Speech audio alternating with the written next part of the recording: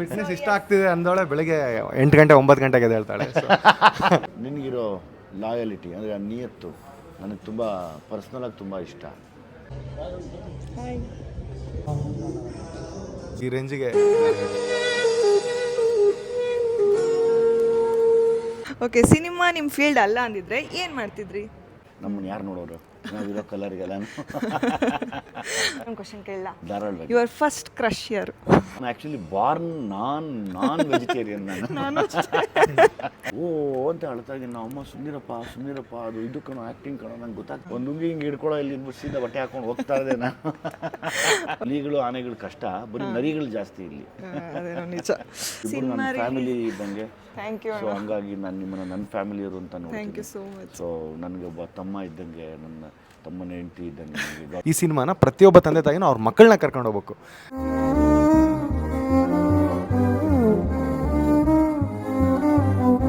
Hi ಎಲ್ರಿಗೂ ನಮಸ್ಕಾರ, welcome back to our YouTube channel. For the first time ನಾವು ತುಂಬ ದಿವಸ ಆದಮೇಲೆ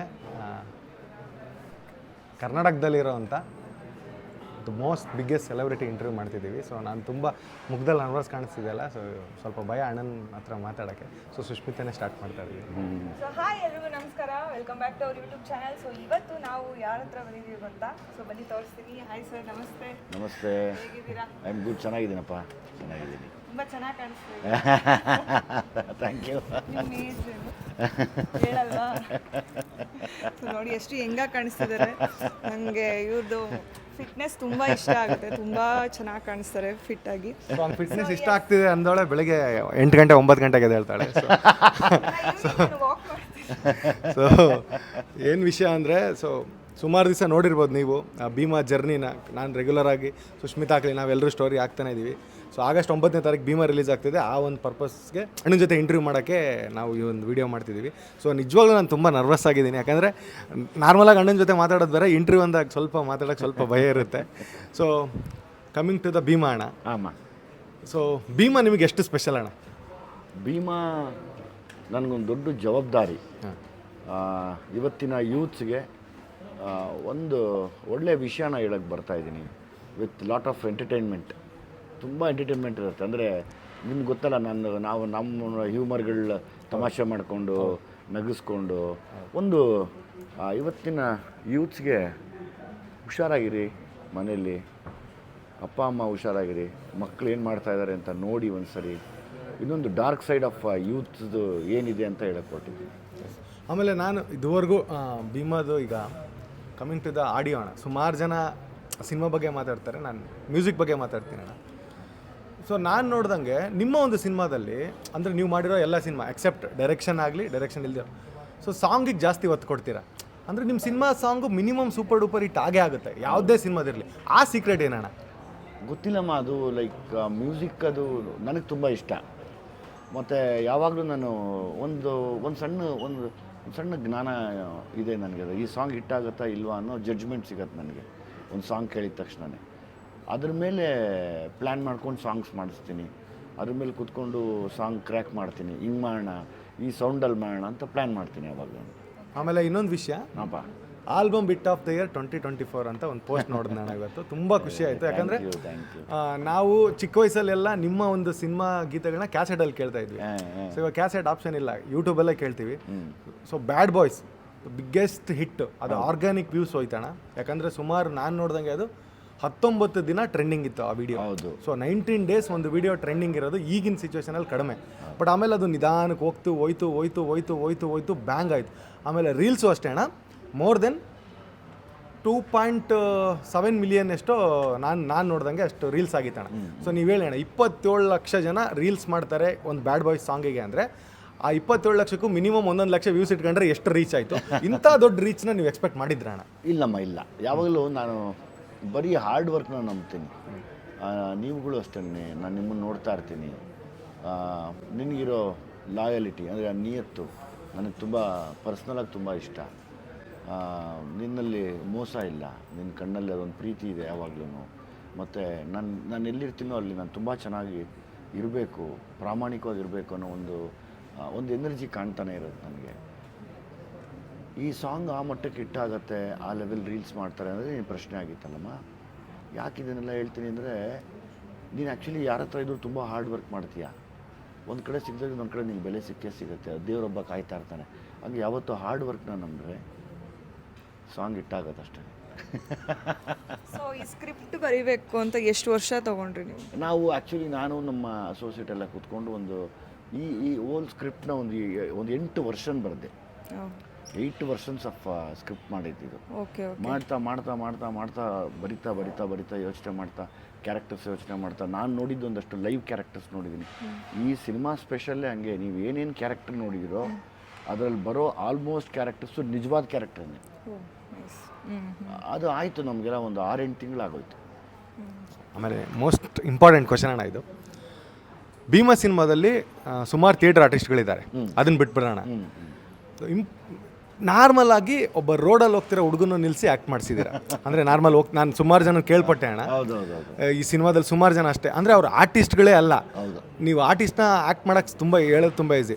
ಸೊ ಆ ಒಂದು ಥಾಟ್ ನಿಮ್ಗೆ ಹೆಂಗೆ ಬಂತಣ್ಣ? ಅಂದರೆ ಒಬ್ಬ ನಾರ್ಮಲ್ ವ್ಯಕ್ತಿನ ಆ್ಯಕ್ಟ್ ಮಾಡಿ ಫಸ್ಟು ಈ ಸ್ಕ್ರಿಪ್ಟ್ ಮಾಡಿದಾಗಲೇ ಫಸ್ಟು ಏನಿದೆ ನಾನು ಮಾಡ್ಕೊಳಕ್ಕೆ ಕೊಟ್ಟಿರೋ ಕತೆ ಏನಾಗಿದೆ ಅಂತ ಎಲ್ಲನೂ ರೋಡು ಮಾಸ್ಕ್ ಹಾಕ್ಕೊಂಡು ಕ್ಯಾಪ್ ಹಾಕ್ಕೊಂಡು ಸುತ್ತಕೊಂಡು ಜೊತೆಯಲ್ಲಿ ನಮ್ಮ ಫ್ರೆಂಡ್ಸ್ನ ಇಟ್ಕೊಂಡು ವಾಚ್ ಮಾಡಿದೆ ಅವ್ರನ್ನೆಲ್ಲರನ್ನೂ. ವಾಚ್ ಮಾಡಿದಾಗ ಅನ್ನಿಸ್ತು, ಸರಿ ಈ ಕಥೆನ ಒಂದಷ್ಟು ನಾನ್ ಆರ್ಟಿಸ್ಟ್ಗಳ ಕೈಯಲ್ಲಿ ಮಾಡಿಸಿದ್ರೆ ತುಂಬ ಒರಿಜಿನಾಲಿಟಿ ಇರುತ್ತೆ ಅಂತೇಳಿ ಹೊಸಬರ ಕೈಯಲ್ಲಿ ಮಾಡಿದ್ದು ನಾನು. ವಾ ನೈಸ್. ಸೊ ನಾನು ಆಮೇಲೆ ಥ್ರೂಔಟ್ ಭೀಮಾ ಜರ್ನಿನ ನೋಡಿದಾಗ, ಎಂಟೈರ್ ಭೀಮಾ ಜರ್ನಿ ನೋಡಿದಾಗ ನಿಮಗೆ ನೆನಪಾಗುವಂಥ ಫಸ್ಟ್ ವ್ಯಕ್ತಿ ಯಾರಣ್ಣ? ಸುಮ್ಮನೆ ಇದೊಂದು curiosity question. Throughout Bheema journey ಈಗ ನೆನೆಸ್ಕೊಂಡ್ರೆ ಫಸ್ಟ್ ಒಬ್ಬ ವ್ಯಕ್ತಿ ತುಂಬ ನೆನಪಾಗ್ತಾರೆ ಈ ಸಿನಿಮಾದಿಂದ? ತುಂಬ ನೆನಪಾಗದೆ ನನ್ನ ತಾಯಿ. ಸಲಗ ನೋಡಲಿಲ್ಲ ಅವರು. ಸರಿ, ಭೀಮಾ ಯಾವಾಗಲೂ ನೆನಪಾಗೋದು. ಅವ್ರು ಇದ್ದಿದ್ರೆ ಅನ್ನೋದು ಕಾಡ್ತಾನೆ ಇರುತ್ತೆ ನನಗೆ. ಇಲ್ಲೂ ನಿಮ್ಮ ತಾಯಿ ಆಶೀರ್ವಾದ ಇದೆ ಅಣ್ಣ. ಅದು ಯಾವ ಥರ ಅಂತ ನಿಮಗೆ ಗೊತ್ತಾ ಅಣ್ಣ? ಇಲ್ಲಮ್ಮ, ಇಲ್ಲ. ನಾನೇ ಹೇಳೋಣ. ಇಲ್ಲ, ನೀವೊಂದು ಟೀಸರ್ ಬಿಡ್ತೀರಣ್ಣ ಫಸ್ಟ್ ಲುಕ್. ಹೌದೌದು. ಆಡಿ ಬಾ ಮಗನೇ ಭೀಮಾ ನೋಡಬೇಕು. ಸೊ ಅದು ನಿಮ್ಮ ತಾಯಿಯವರೇ ಮಾಡಿರೋ ಆಶೀರ್ವಾದ. ಯಾಕಂದರೆ ಚಿಕ್ಕ ವಯಸ್ಸಲ್ಲಿ ಅದು ಜನಪದ ಸಾಹಿತ್ಯ ಅಲ್ವಣ್ಣ. ಸೊ ಅದು ನಾನು ನೋಡಿದಾಗ ಅನಿಸ್ತು. ಆಮೇಲೆ ಸಲಗ ಅಮ್ಮ ನೋಡಿಲ್ಲ ಅನ್ನೋ ತುಂಬ ಒಂದು ಬೇಜಾರು ನಿಮ್ಮಲ್ಲಿತ್ತು. ಬಟ್ ಅದಕ್ಕೆ ಆ ಒಂದು ಇದಕ್ಕೆ ಇಲ್ಲಿ ನೋಡಿ, ಆಡಿ ಬಾ ಮಗನೇ ಭೀಮಾ ನೋಡಬೇಕಣ್ಣಿನ ತುಂಬ ಅಂತ. ಸೊ ಅವ್ರು ನೀವು ಆಡಿ ಬಾ ಅಂತ ನಿಮ್ಮನ್ನು ಫೀಲ್ಡಿಗೆ ಬಿಟ್ಟಿದ್ದಾರಣ್ಣ. ಅದಕ್ಕೆ ಇವತ್ತಿಷ್ಟು ಈ ರೇಂಜಿಗೆ ಇದಾಗಿದೆ.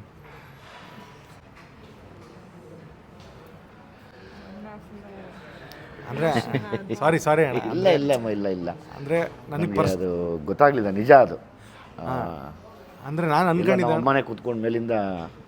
ಆಮೇಲೆ ನನಗೆ ಒಂದು ಅನಿಸುತ್ತಣ್ಣ, ಯಾಕಂದರೆ ನೀವು ತಂದೆ ತಾಯಿನ ತುಂಬ ಇಷ್ಟಪಡ್ತೀರ.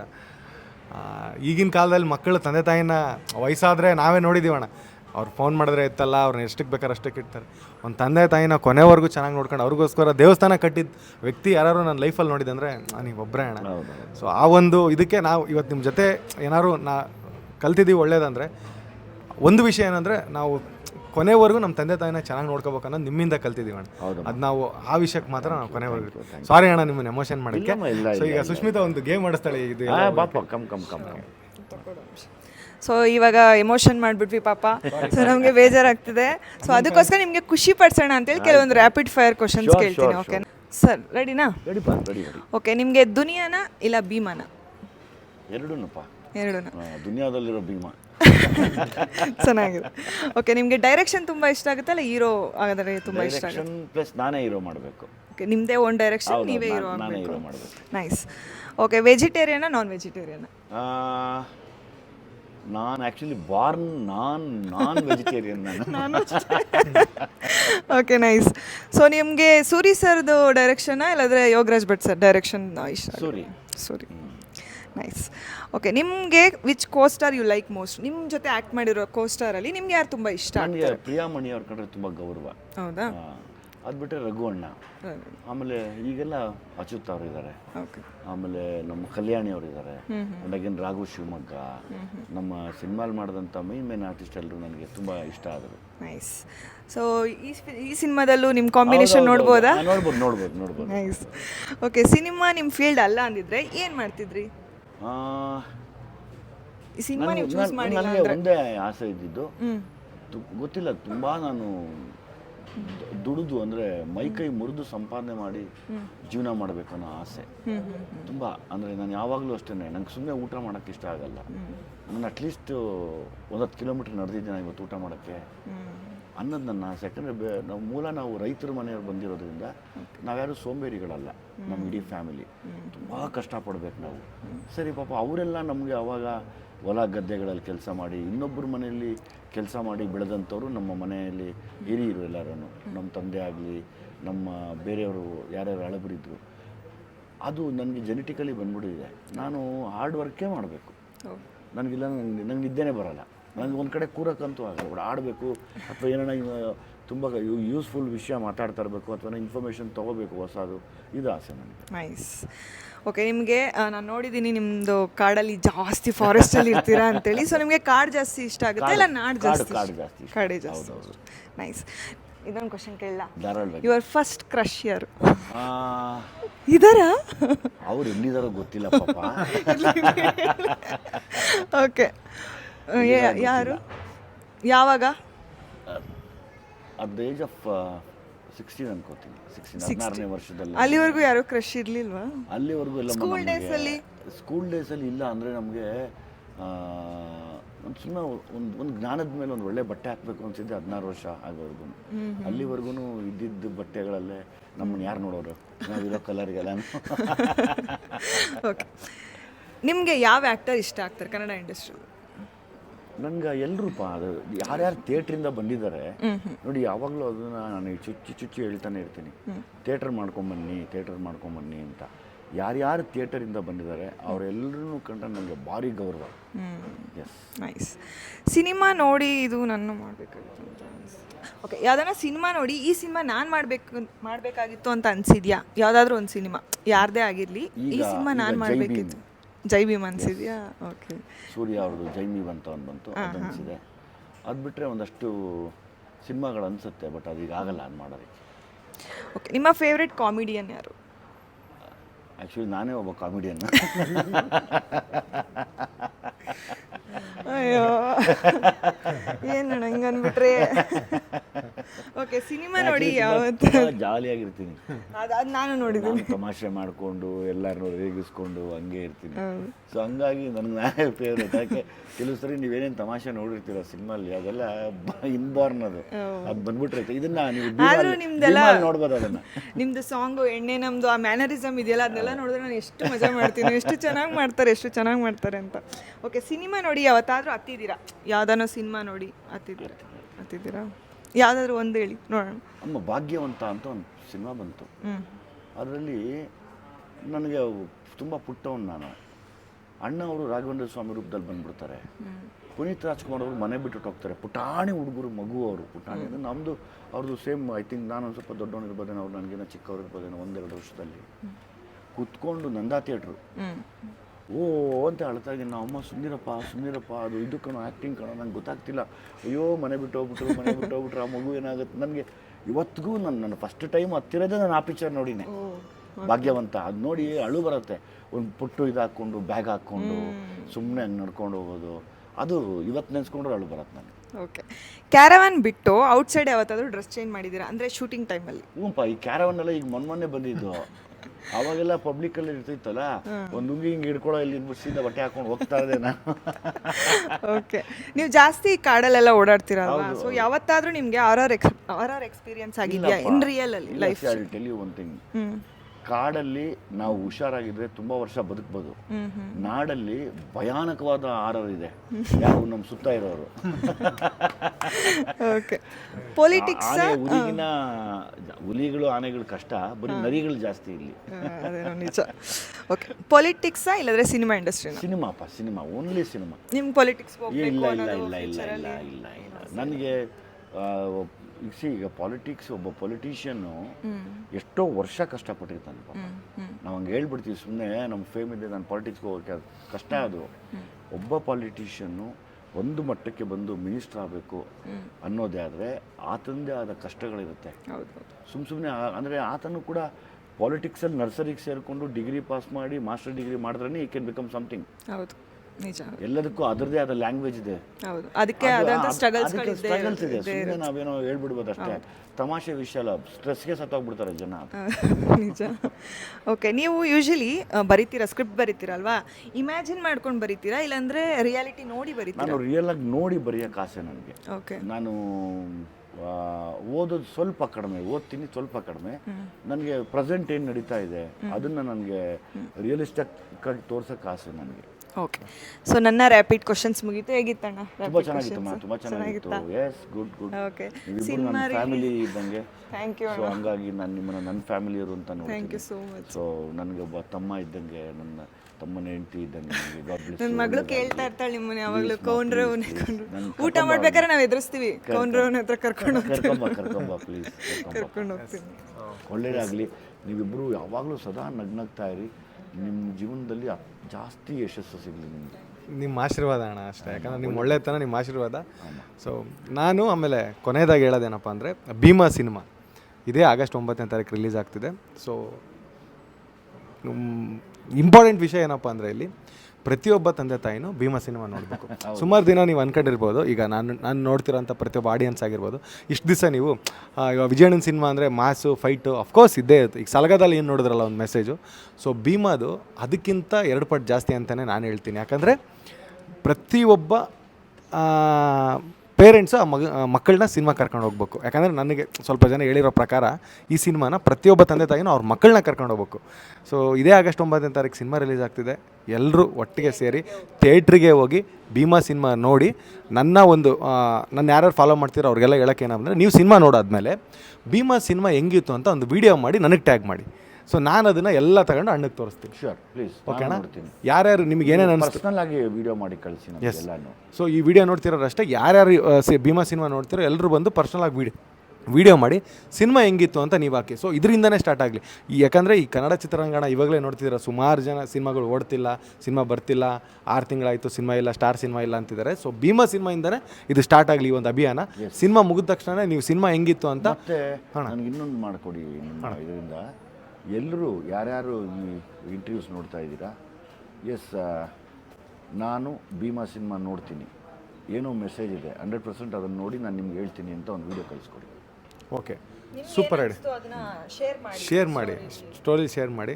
ಸೊ ಕೊನೆಯದಾಗಿ ನಾವೇನು ಮಾಡೋಣ, ಎಲ್ಲರೂ ಯಾರ್ಯಾರು ವೀಡಿಯೋ ಕಳಿಸ್ತಾರೋ ಅವ್ರನ್ನೆಲ್ಲ ಒಂದು ಕಡೆ ಸೇರಿಸಿ ಒಂದಿನ ಒಂದು ಮೀಟ್ ಅಂತ ಇಟ್ಕೊಂಡು, ಅವ್ರಿಗೆ ಯಾಕೆ ಆ ಸಿನಿಮಾ ನೋಡಿ ಇಷ್ಟ ಆಯಿತು, ಅದರಲ್ಲಿ ನಿಮ್ಮ ಅಕ್ಕಪಕ್ಕದವರು, ನಿಮ್ಮ ಫ್ರೆಂಡ್ಸ್ ಯಾರನ್ನ ಆ ಥರ ಇದ್ದಾರಾ ಅನ್ನೋದನ್ನು ನನಗೆ ನೀವು ತಿಳಿಸ್ಬೇಕು. ಎಲ್ಲರೂ ಒಟ್ಟಿಗೆ ಸೇರೋಣ. ಎಸ್, ಸೂಪರ್ ಅಣ್ಣ. ಕೊನೆಯದಾಗಿ ಆಗಸ್ಟ್ 9ನೇ ತಾರೀಕು the most expected Bheema release ಆಗ್ತಿದೆ. ಅದ್ರ ಬಗ್ಗೆ ಕೊನೆಯದಾಗಿ ಹೇಳ್ಬೇಕಂದ್ರೆ ಏನು ಹೇಳ್ತೀರ ಆಡಿಯನ್ಸ್ಗೆ? ಅಮ್ಮ, ನಾನು ರಿಲೀಸ್ ಅಂದರೆ ಓಡಾಡ್ತಾ ಇದ್ದೀವಿ ಎಲ್ಲ, ಕಂಪ್ಲೀಟ್ ಪಬ್ಲಿಸಿಟಿ ವೈಸಲ್ಲಿ. ರಘುವಿಂದ ತುಂಬ ಸಹಾಯ ಆಗ್ತಾಯಿದೆ ನನಗೆ, ಅದು ನಾನು ಮರೆಯೋಕ್ಕಾಗಲ್ಲ. ನನಗೆ ಯಾರನ್ನ ಸಹಾಯ ಮಾಡಿಬಿಟ್ರೆ ನಾನು ಯಾವುದೇ ಕಾರಣಕ್ಕೂ ಬಿಟ್ಕೊಡಲ್ಲ. ಆ ಥರದ್ದು ಮನಸ್ಸು ನಂದು, ಆ ಥರದ್ದೇ ವ್ಯಕ್ತಿತ್ವ ನಂದು. ಥ್ಯಾಂಕ್ಸ್ ರಘು, ತುಂಬ ನಿನ್ನಿಂದ ನಮ್ಮ ಪ್ರಮೋಷನ್ ಲೆವೆಲ್ ತುಂಬ ದೊಡ್ಡ ಮಟ್ಟಕ್ಕೆ ಹೋಗ್ತಾ ಇದೆ. ನಾನು always I am thankful to you both. ಯಾವಾಗಲೂ ಇಲ್ಲ ಅಣ್ಣ, ನೀವು ಒಂದು ದಿವಸ ಕರೆದು ಅದೇ ಬೆಟ್ಟಕ್ಕೂ ಇದು ಎಲ್ಲಿ ಹಾಸ್ಪಿಟಲ್ ಜೋಗತಾದನ ಹತ್ರ ಹೋದಾಗ ಅಣ್ಣ ಒಂದು ಮಾತು ಹೇಳಿದ್ರು, ಏನಾರು ಒಂದು ಮಾಡಮ್ಮ ಅಂತ. ನೀವೇ ಹೇಳಿದ್ಕೆ ಅಣ್ಣ ಮಾಡಿದ್ಲಪ್ಪ, ಹಂಗಲ್ಲ. ನೀವೇನಾದ್ರು ಮಾಡೋ ಅಂದಿದ್ಕಿಲ್ಲ ಅಂದರೆ ನಾನು ಮಾಡ್ತಾನೆ ಇರಲಿಲ್ಲ. ಇಲ್ಲ ಅದು ಎಲ್ರಿಗೂ ಬರಲ್ಲಮ್ಮ, ಎಲ್ರಿಗೂ ಬರಲ್ಲ. ಅದು ಬರಬೇಕು. ನಾನು ನೋಡಿ ಒಂದೇ ಹೇಳ್ತೀನಿ, ನೀನು ಯಾವತ್ತು ಇನ್ನೊಬ್ಬನಿಗೆ ಸಹಾಯ ಮಾಡ್ತೀಯೋ ನಿಮ್ಗೆ ದೇವ್ರು ಸಹಾಯ ಮಾಡ್ತಾನೆ. ಅಷ್ಟೇ ನಿಜ. ಇಷ್ಟು ತಿಳ್ಕೊಂಡ್ರೆ ಸಾಕು, ನಮಗೆ ಇನ್ನೇನು ಬೇಡ ಲೈಫಲ್ಲಿ. ಎಸ್. ಸೊ ನೋಡಿದ್ರಲ್ಲ, ಸೊ ಇದಾಗಿತ್ತು ಈ ಒಂದು ಹೊತ್ತಿನ ವಿಶೇಷ ಒಂದು ಎಪಿಸೋಡ್ ಅಂತಲೇ ಹೇಳ್ಬೋದು. ಸ್ಪೆಷಲಿ ಕಾಲೇಜ್ ಮಕ್ಕಳು ಒಂದೊಂದು ಗ್ರೂಪ್ ಒಂದು ವಿಡಿಯೋ ಮಾಡಿ ಕಳಿಸಿ, ಸೆಲ್ಫಿ ವಿಡಿಯೋದ ನಾವು ಭೀಮಾ ನೋಡ್ತೀವಿ ಅಂತ. ಎಸ್, ಕಂಪ್ಲೀಟಾಗಿ ಅಣ್ಣ ಹೇಳ್ದಂಗೆ ನೀವು ಮಾಡಿ. ಸೊ ಇದಾಗಿತ್ತು ಇವತ್ತಿನ ಎಪಿಸೋಡ್. ಸೊ ಯಾರೆಲ್ಲ ವಿಡಿಯೋ ನೋಡಿದ್ರು ಲೈಕ್ ಮಾಡಿ, ಶೇರ್ ಮಾಡಿ, ಕಮೆಂಟ್ ಮಾಡಿ. ಹಾಗೆ ಭೀಮಾ ಸಿನಿಮಾಗೆ ಹೋಗ್ಬಿಟ್ಟು ನಮಗೆ ವಿಡಿಯೋ ಕಳಿಸಿ. ಓಕೆನಾ? ಥ್ಯಾಂಕ್ ಯು ಅಣ್ಣ. Thank you. Yes, bye.